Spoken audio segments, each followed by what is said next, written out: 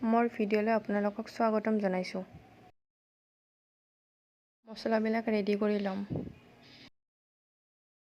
দুটা ডাঙৰ পিঁয়াজ কাটি ল'ম আৰু মছলাবিলাক বটি ল'ম।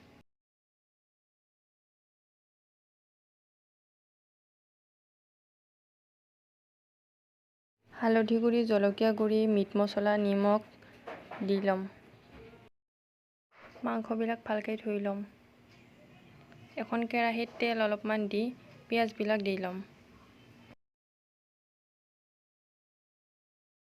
পিঁয়াজবিলাক 1 মিনিটৰ কাৰণে ভাজি মাংসবিলাক দি ল'ম।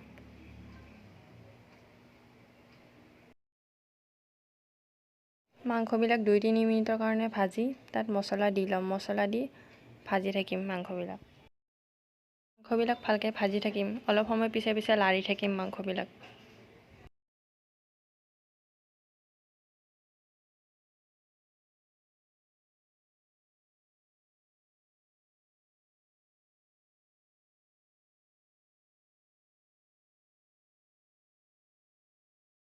মাংসবিলাক ভালকৈ ভাজা হ'লে তাত অলপ পানী ঢালি দিম।